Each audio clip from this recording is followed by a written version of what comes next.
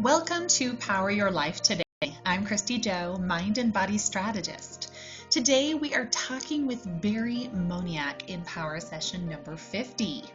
I'll tell you a little bit about him and how I know him, but before I do that, I want to invite you, if you have not yet subscribed to this podcast, hit that button now.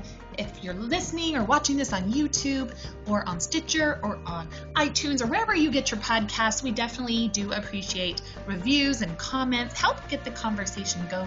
Invite your friends. Share this with family members, coworkers. Definitely do appreciate that. You can learn more and get your first 5 audio tracks to help you plow through resistance at poweryourlifetoday.com.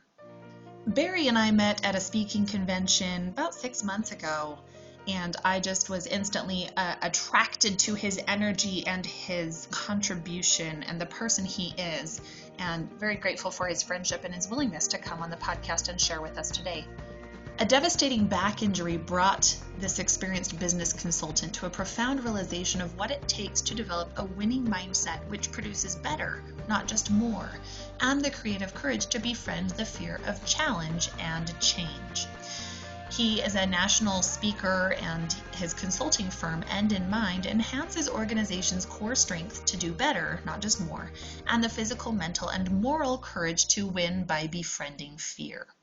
In this episode, you are going to hear about being real and authentic in a speaking or mentoring space, how you're still human and you're going to experience the downs, nothing is wrong with you, how business is about people and it is personal, how to notice others around you and be curious about them in order to build relationships. This is going to help you with networking and getting to know people. He's going to talk about how introverts usually can develop extrovert skills in order to become better at getting to know people and becoming personable, more authentic in this ever increasingly artificial world. Why you feel you need to put on the mask and how to show who you really are, as well as how to stop wrestling or battling with fear, because fear is going to win. So you are in for a treat. I'm so grateful for Barry's willingness to share. Again, this is Power Session number 50. I'm your host, Christy Joe. We look forward to sharing more with you. Invite you, if you're new here, to come back. Start listening from the very beginning as we move through different seasons of mental discipline, helping empower you and give you tools to wake up each day and feel better and feel like you have the tools to handle life as it comes your way. This is about learning how to navigate those complexities, having the confidence behind your solutions that your brain comes up with. So join us on this journey so you can become a person of more value, more love, and service.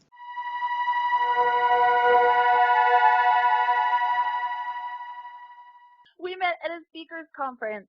When was it? About 6 months ago at some of the Something like National that, yeah. Speakers Association. And I'll never forget the first conversation we had as we were waiting in line for dinner. Do you remember what we talked about? I do remember that, yes. I'm curious, what do you remember about it? Because then I'd love to share what I remember. Well, I tend to read people from the inside out more energetically, and then I start to pay attention to what's on the outside. And in that particular group of people, you've got all these people kind of like putting on their game face, their show face. You know, what was that movie? You know, it's showtime. That's kind of the world of speakers. And then you have to see, what can I get behind the presentation and the facade? Who are you on the inside? And you were someone who struck me that as amazingly beautiful as you were, and your presence, your physicality, that you were real. It was like, no, who Christy Joe is right here in front of you. You don't have to go digging, knocking on doors. That's what I remember drew me into you. It's like, oh, we could have a real conversation. We could actually find out who each other is. Well, you are so sweet. That means a lot to me. And I just remember the same thing. And truth be told, I was quite intimidated to go. I felt like I'm the short fry here, the small shrimp in the bucket, the least experienced of all these speakers. And you had this amazing energy. And I think as speakers particularly, and anybody who's really in the mindset motivational space, we're very conscious of the energies that other people put out and the energies we put out, because that energy is what people notice first, right? And Yes. just like what you said, it's that presence, it's that openness, it's that realness that you don't have to dig through the facade. And perhaps that comes back to, personal risk, personal courage, things that we want all of our Power Your Life Today listeners to be thinking about in their own lives. So I think there's so many things about the current human condition where there's people involved in different fields of endeavor, and just because they're involved or just because they've been involved for a while or just because they've written books about it doesn't necessarily mean that they themselves totally get it. So I could compare speakers, presenters in many ways to actors and actresses. We're in front of people and we're delivering some body of content. The difference is actors know they're acting. They read the script, they rehearse it, they try it different ways, but when the show is over, the movie's done, it's like, okay, I played that character, now I'm back to me, and we'll see what the next character is.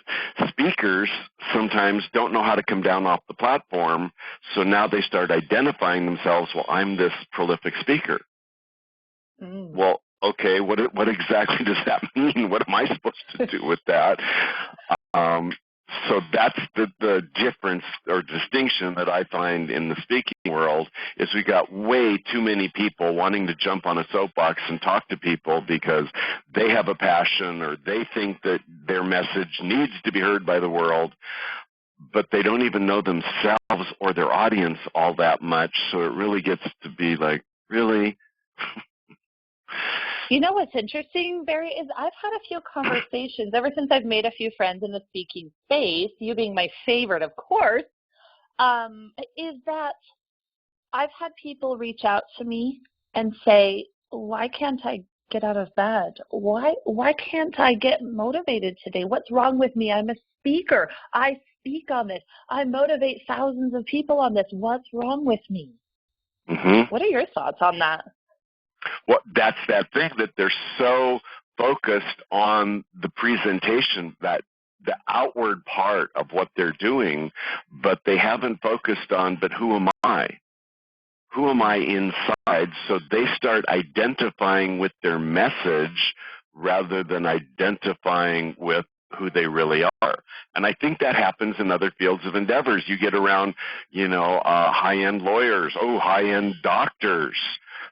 They start perceiving themselves all too often by their professional definition. Politicians, these people who don't necessarily have any education, any background or experience, if they somehow got enough votes, now all of a sudden they're a senator, they're a congressman, and they think that they're above, other people, and it's like, why? So I look at that as positional power.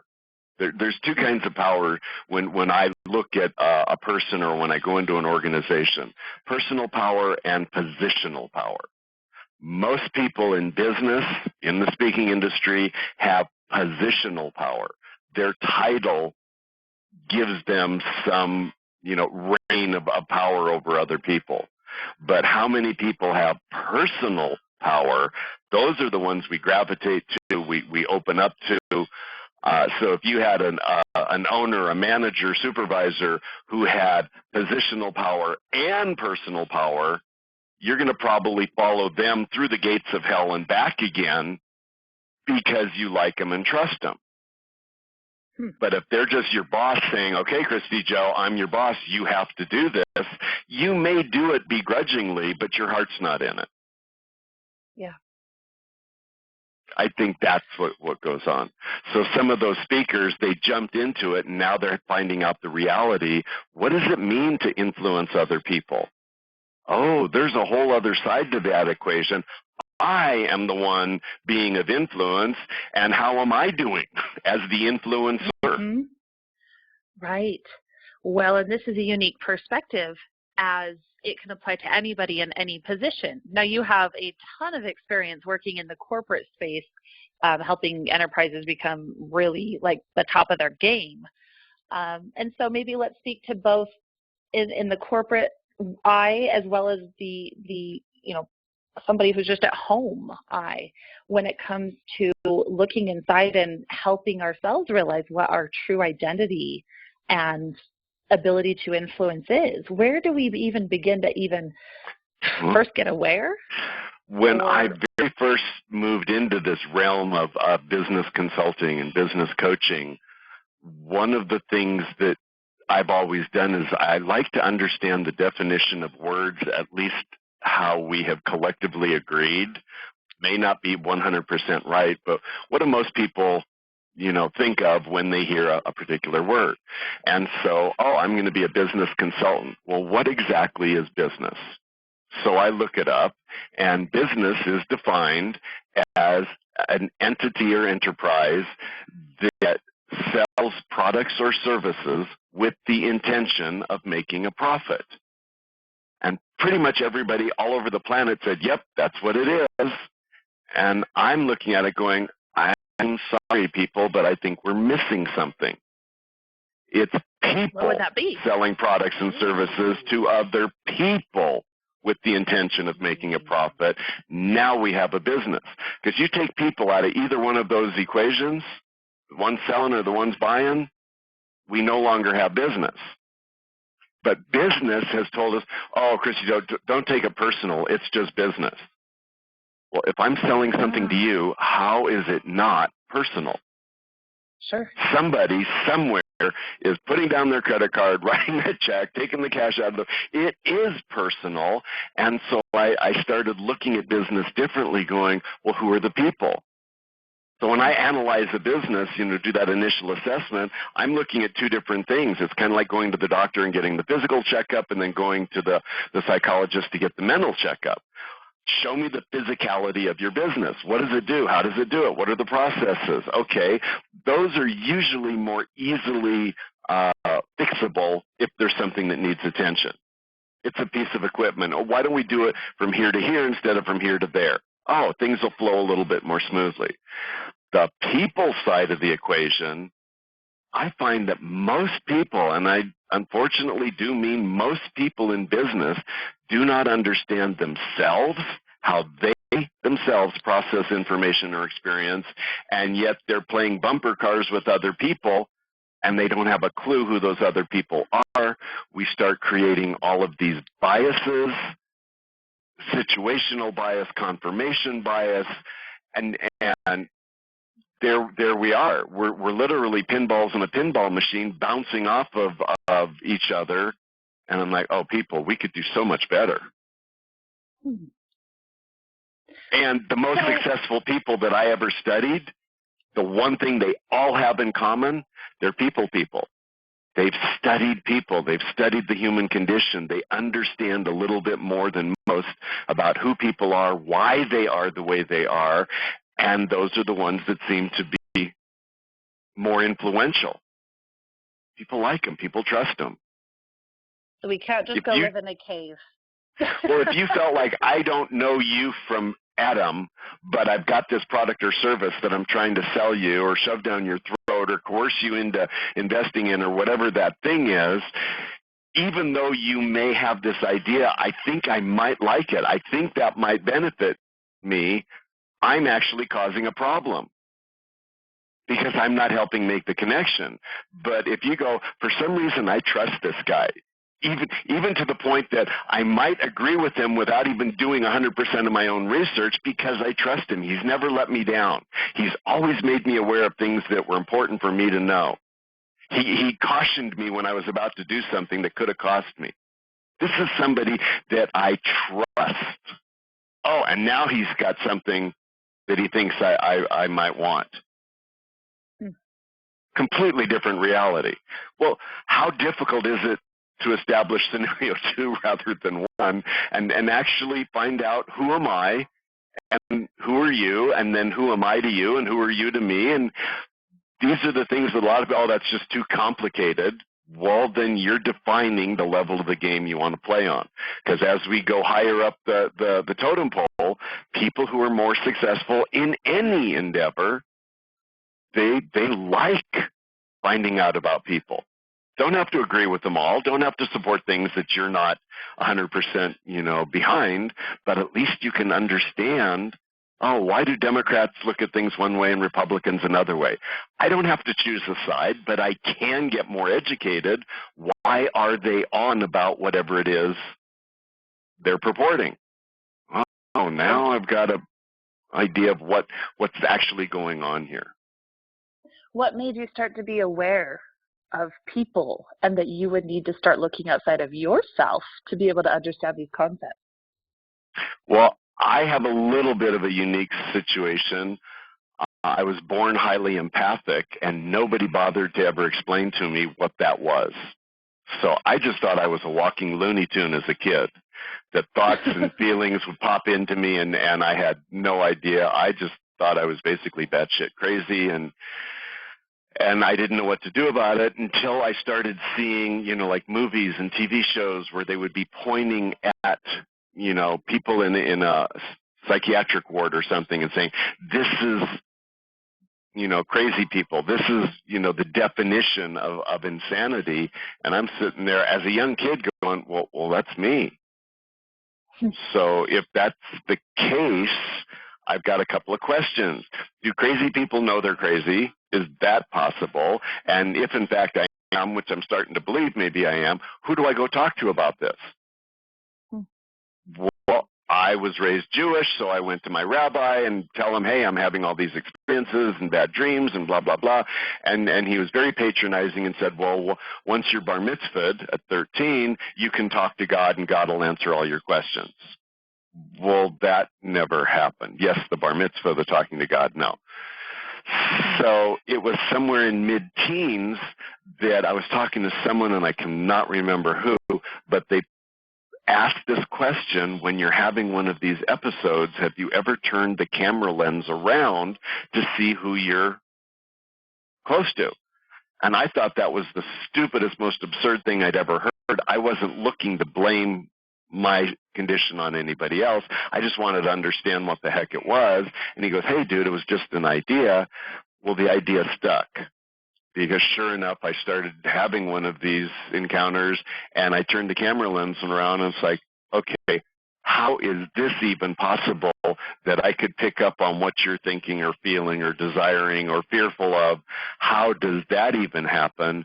And that set me on this path of knocking on the door of every major religion I could find to see, do you have answers to these deeper things? And there was some interesting information along the way, but none of them had answers to what I was experiencing. Now here we are years later, when I go into an organization or I meet people. That's what I meant earlier when I said I kind of read them from the inside out. I don't know specifically the words of what you're thinking, or it's my interpretation of what you're feeling, but I do pick up on that information, and because of my curious nature, it's like, well, tell me about that. I can't help but notice there's something about you, and is that something you would be willing to, talk to me about? Most of us like that. When someone can pick up on an energetic trait, a character trait that we know is there, but most people don't talk about, we're more than happy to come out and play.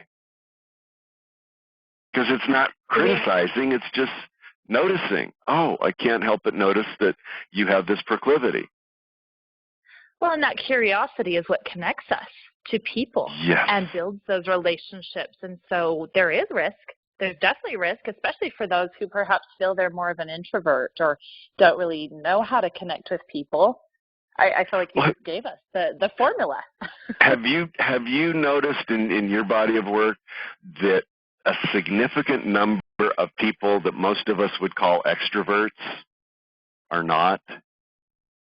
Oh, if you were to see them at home alone, they're introverts, but they've developed the skill sets to interact with other people, and so now we think, oh, they're just an extrovert. So most everybody who meets me goes, oh, well, you were just a born extrovert. No. I get so uncomfortable that I've had to learn how to reach out of my own comfort zone and say hello to someone, shake someone's hand, open up first. once you learn how to do that, it becomes easier and more natural. But my home state is introvert. Absolutely. And you're exactly right, because you just described me to the T as well. Many people think I'm an extrovert. I say, are you kidding me? I'm very good. I have honed those skills. I have refined and practiced, and there's purpose for becoming connected with people and for being able to have that energy and I guess appearance of, yeah, let's go. And you, people pay attention, but when you go home, you're exactly right. It is that internal turning. Most people are readers, thinkers, journalers. They kind of just want to be alone. I find many people want to go out in nature. Yes. And so that's where I felt most comfortable. Yeah, yep. Absolutely. It's immediate. So, nature loves me. She always welcomes me. Yeah. Yep. So I was the guy who would walk into a room full of people and feel invisible, who had this feeling that if there's people in the room who know I'm here, they wish I weren't here.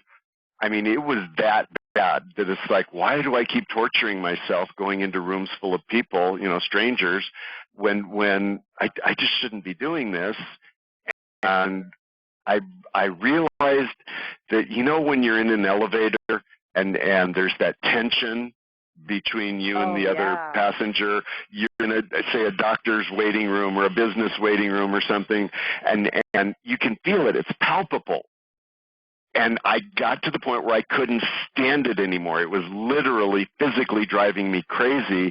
And so out of sheer nervousness, I would just blurt something out like, isn't this ridiculous that we can't even say hello to one another? And as soon as those words came out of my mouth, the tension was broken. And like, yeah, me too. I'm so glad you said that. And now we have a 2-3 minute conversation that felt so much better. And that's where I went, okay, I guess I need to learn how to do that more often and more adeptly. So now I walk into the room going, screw me getting all nervous and insecure. Who's the first person that makes eye contact? And I'm going to go shake their hand. Let's get this party started, because all I'm doing is introducing myself and finding out, well, who are you? Oh, you're not that interesting to talk to? Hey, it was great meeting you. I'm going to go find somebody else to talk to. It's all good. Well, and I get the feeling so many people listening to this are looking for that extra power, or how do I go to being more of that person, that figure, that energy, all of that. And I feel compelled, like I'd like to share one of my little secrets too. Go. I want to hear your thoughts on it. So, and I didn't realize I did this until somebody pointed it out to me just a few months ago. They said, do you know how you're able to connect with people so quickly? I said, what? No. They said, you make the stupidest jokes, and you really position yourself to drop all barriers, that you are not a threat, that you're just a silly goose, and then all of a sudden they feel like, oh, I can talk to her. She's chill. Yeah. And especially I connect very well with teenagers.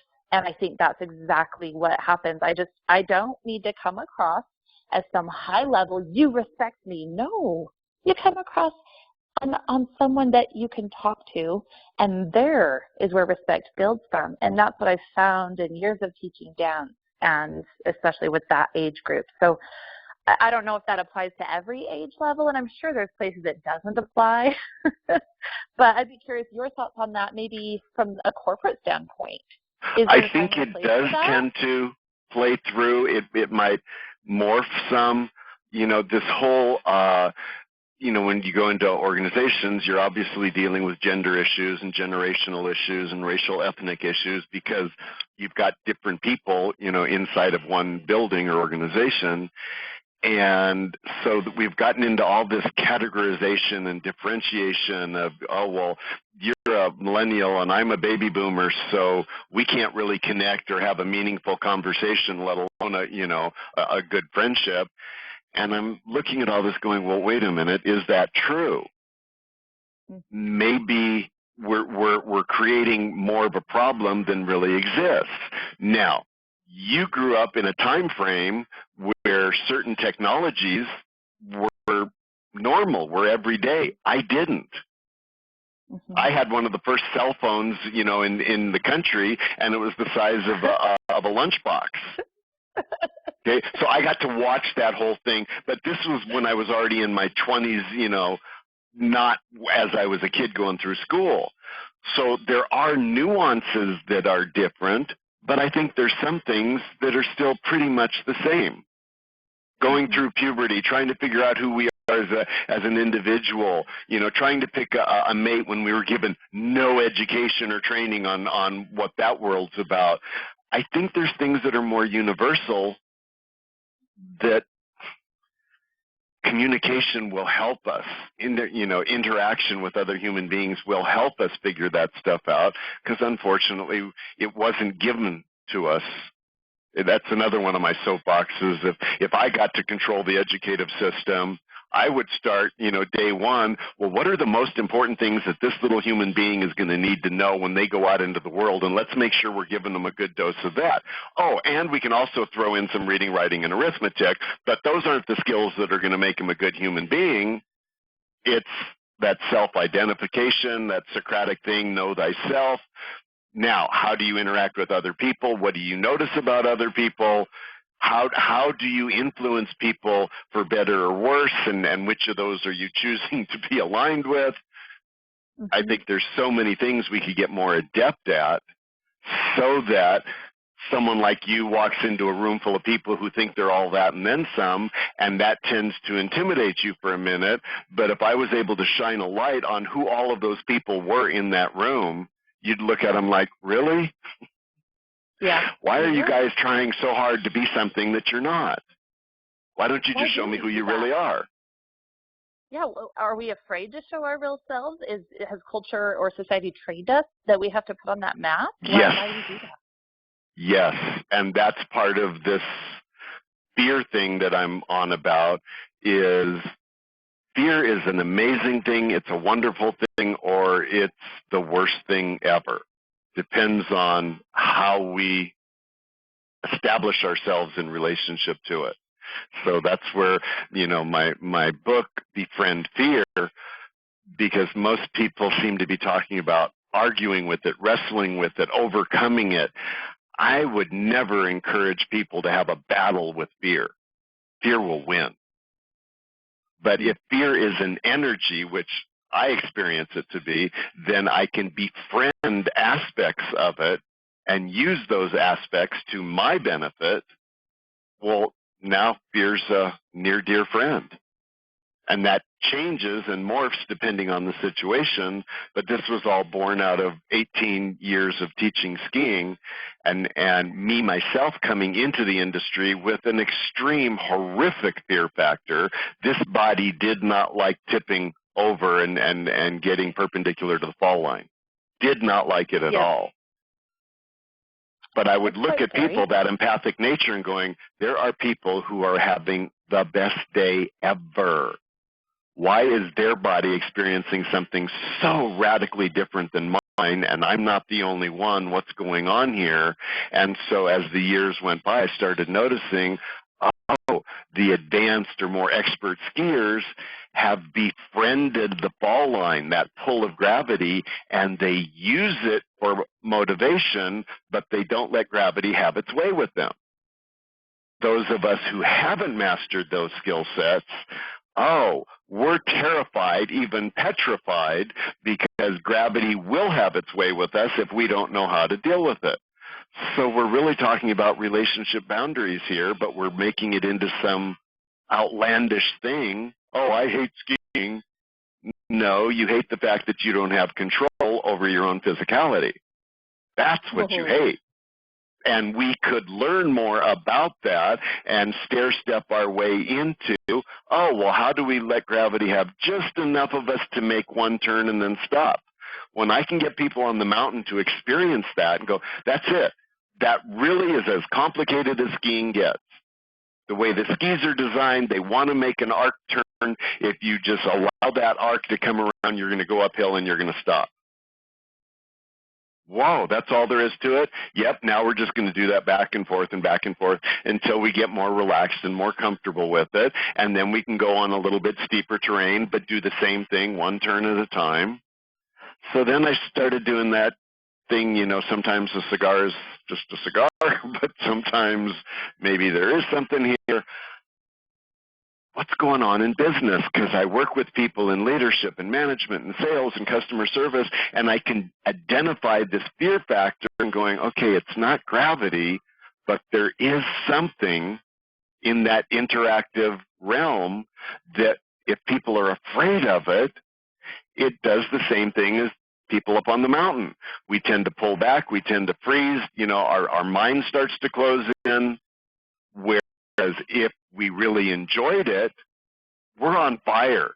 People who are great leaders, great salespeople, awesome managers, you watch them when they walk in the door, they're lit up.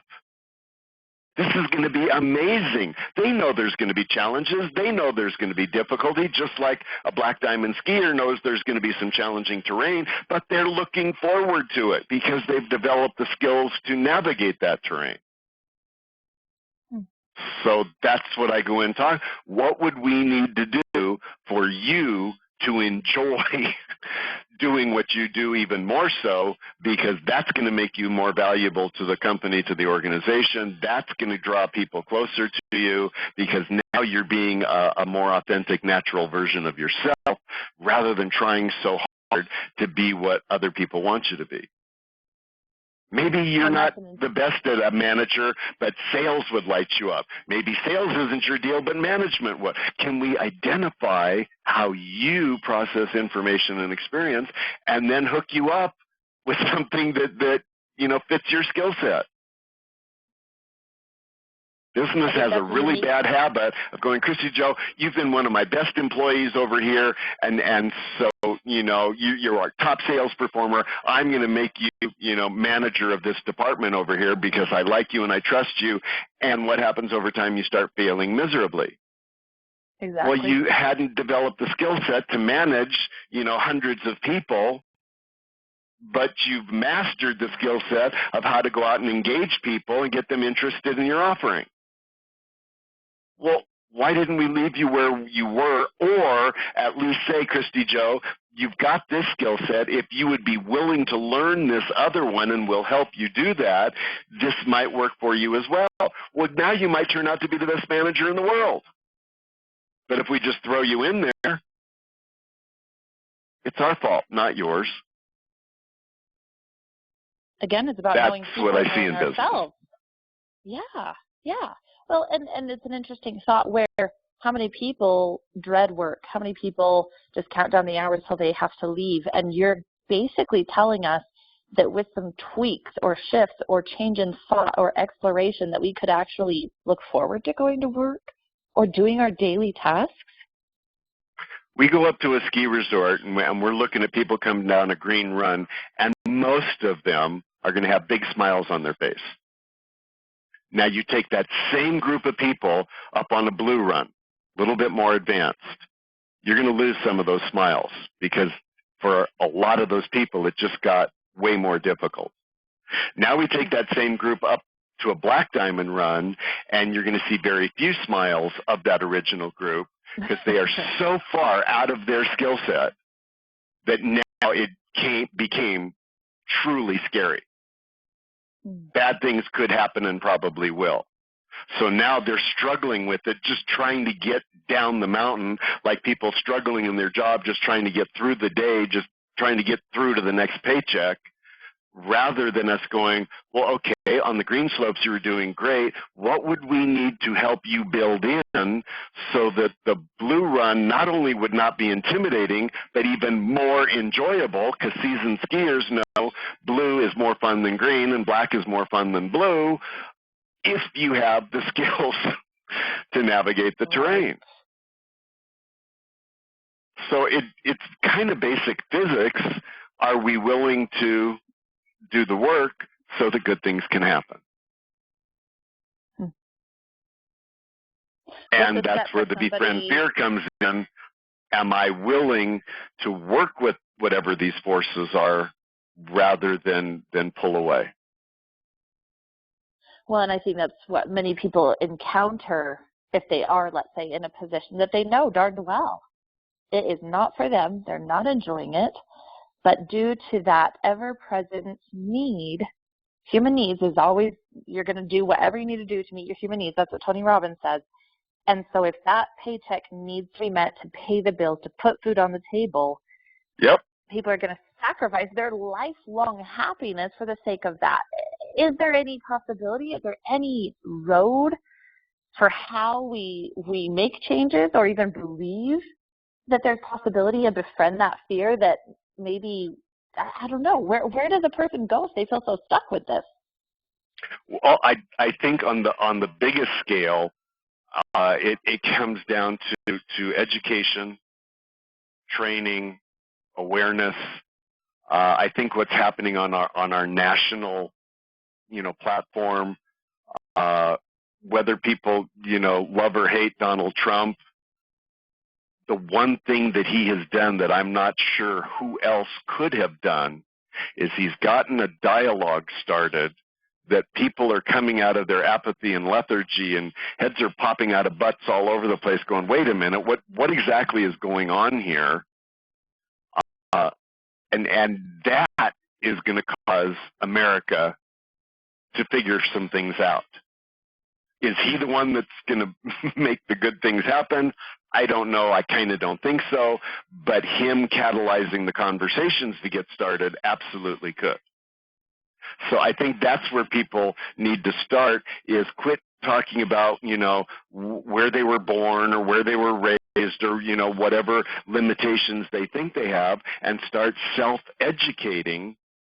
What is it that you want to know? What's that next piece of the mountain that we could start to figure out how it works and how we're going to interact with it? We can all read a book. We can listen to a tape. We can watch a movie. We can go find somebody to have a more intelligent conversation with. There used to be a thing that amongst, family and friends, no talk about religion and no talk about politics. Why? Because then we might actually find out that we've got some diverse opinions here. And then we'd have to deal with that. Okay? Love you to death, but really you're into that? Wow. Okay, I don't like you anymore. Well, what if, no, I like you, you're my friend, and I want to understand why you think that way, and can we have more of a philosophical conversation rather than a intellectual? In the intellectual realm, I have my point of view, and my objective, it's like in a debate, is to beat you down and prove to you that my idea is right. So listening to your idea means nothing to me unless it's going to give me some information of how I can shove my idea back down your throat. In a philosophical dialogue, so Christy, you look at it that way and I look at it this way. I wonder, do other people look at it even different ways? We're willing to walk around the table and look at the same thing from various vantage points to go, well, now what do we see? And if there's something about your platform that caused me to change my mind, well, that's a good thing. If I'm open-minded, if I'm forward-thinking, if what I'm out for is the best resolution for both of us or all of us. If I'm still locked into I'm just trying to sell you on mine, then any idea that could undermine mine, I need to shut that down, and that's where we create confirmation bias. You're telling me the world is round. I'm going to show you a million reasons why that's wrong. It's flat. Every house, every building on the planet is built on a flat level surface, therefore the planet must be flat.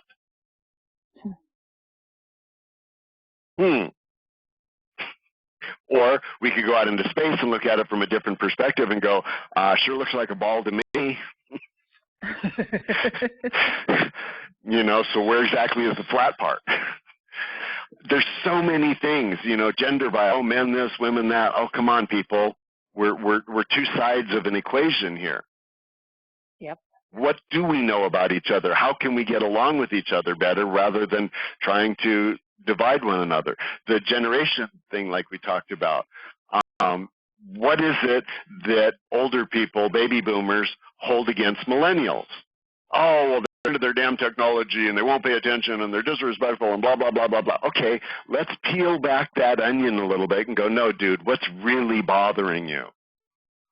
Oh, they're young and you're not. And most older people have a really hard time admitting that if I was a gazillionaire, I would give it all away to be young again. youth means that much to older people, but they can't come out and be honest and say that. I envy you, your youth. What do young people want from older people?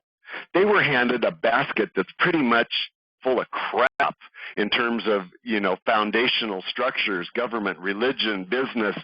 I mean, it's all pretty fractured, and yet older people are demanding respect for all these broken systems. So they want people to give them some useful, valuable information that's relevant and pertinent to the piece of ground they're standing on. Well, if you had a millennial and a baby boomer, if they could just acknowledge that, they've got some incredible opportunity to share with one another. Yeah. They could be best friends rather than totally alienated. If men and women realized that the difference between us is more of a difference of perspective than almost anything else, then I could use that to my advantage. Well, Christy Joe, I'm looking at this thing here, and this is my vantage point. Give it back to me from your vantage point so I can see something different, because I'm limited as to what I can perceive, and vice versa. Wow, now having you on the team is a valuable asset rather than this annoyance. But again, what are we really afraid of? Sexual attraction. So what's the big thing in business? Sexual harassment. Oh my goodness. Because we can't admit that we find one another attractive, now we have to take it to another extreme. You can spend how long in the morning, getting yourself ready and makeup and your dress, and you just look like $1 million, and you walk into the office and I go, Christy Joe, you look amazing. This exercise thing you're doing is looking really good on you. I'm going to end up in HR with a harassment suit. Yeah. Really? It just we've gotten to a point where we need to have more conversations and more dialogue about these things so that we can start figuring some of it out. We're capable. It's just, where do we want to put our energy? So many different thoughts here. I remember you talking, when was it? We had met to talk about, I don't know, we had a meeting of some sorts, and we ended up talking on that topic of just being able to openly communicate with other people, whether it was about a skill set they had, or whether it was about the way they appeared, their appearance, or anything at all. And again, it comes back to fear, what shuts us down, what closes our mouth.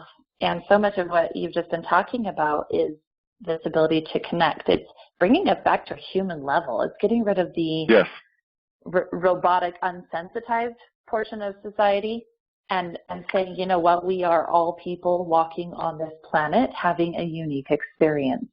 And if we want to... You touched on it, Christy Joe. How many people spend the greatest majority of their waking hours doing whatever it is they have to do to feed themselves, their family, to take care of business?